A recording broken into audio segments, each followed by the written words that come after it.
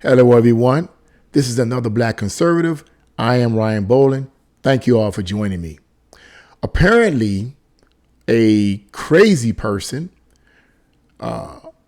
tried to or attempted to assassinate Supreme Court Justice Brett Kavanaugh in his home. And I guess this guy tried to break in and assassinate him. They caught the guy. Eventually, they caught the guy. And they searched and they found out that he had burglary tools. So apparently this guy meant to do some physical harm to Brett Kavanaugh.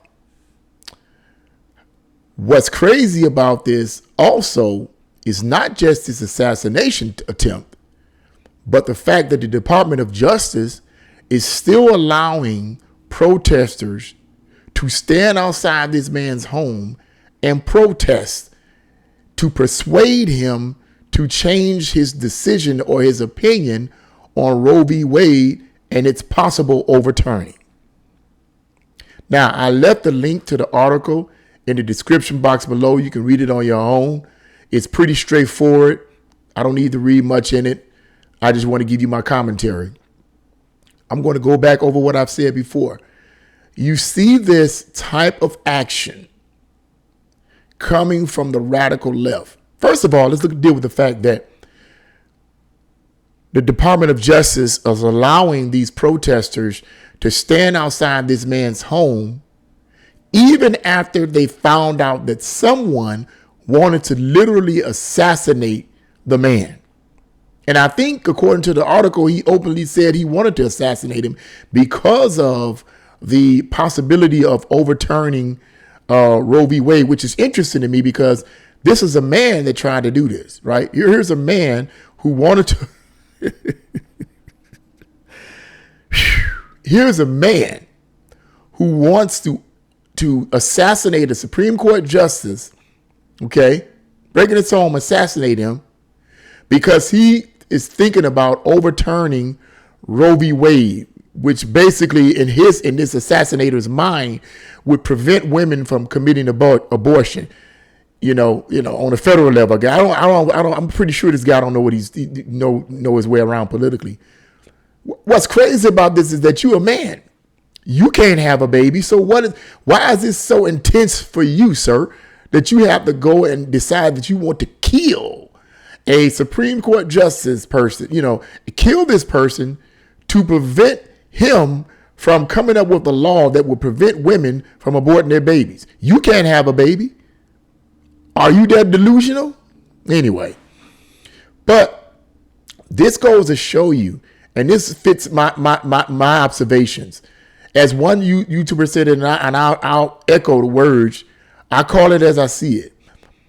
I can't speak about anything that I don't see. If I don't see it coming from the right or conservatives, I can't speak about it.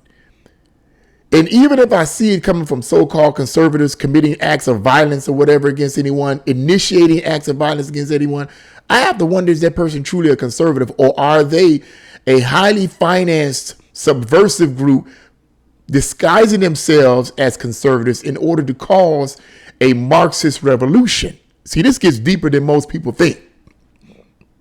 I believe the elites are trying to create a Marxist revolution by having the left coming against the right and the right coming against the left. But what I am seeing is that the initiators of violence is from the far left, is not from the right. That's not what I see.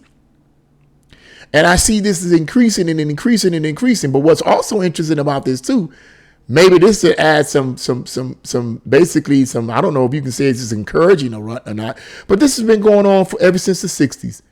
The radical left have been doing stuff like this ever since the 60s. So this is really not new. This is kind of new to me in a sense because I've been a conservative for only 6 years, 5 or 6 years. And prior to that, I didn't get involved in politics in no way, shape, or form. I didn't know what was. I was a registered Democrat. That's all I was, a registered Democrat. I didn't pay attention to nothing. I'm a registered Democrat. I was a registered Democrat. They were the ones for the poor black people, and the Republicans were all racist and for the KKK. That's what I was taught. That's what I believed.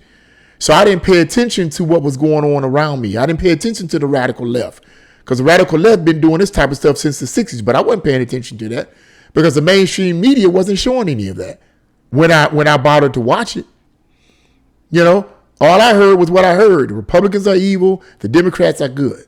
Okay. So I wasn't really paying attention to any of that.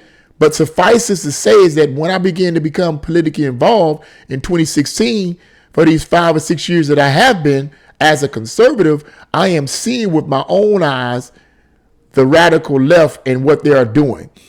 And this sometimes seems to be overwhelming, but it isn't really, because they've been doing this since the 60s. Every time election time starts coming, from what I found out in my studying, is that every time election time starts coming up, you see all this kind of crazy stuff going on. Everybody starts, you get protest groups protesting this, people committing acts of violence or whatever. It's crazy. It's crazy. It's crazy. But what bothers me in the ending of this video is the fact that the Department of Justice would allow these protesters to still be in front of this man's house protesting, okay, even though they have found and arrested supposedly a man that wanted to assassinate the Supreme Court justice. These people should be, and what I was told too, what I heard and was told, that one source says that this is illegal. What they're doing is illegal. Protesting in front of a person's home, or a person in politics and protesting in front of their home, is supposed to be illegal. Why are they still there? Just goes to show you the bias. They said, the left said there is no bias. This is clear bias right here. Explain to me in the comment box that this is not bias. Just saying. What do you guys think about this? Leave your comments in the comment section below. If you like this video, press the like button, share this video, and subscribe. God bless you all, and see you again on another Black Conservative with Ryan Bowling.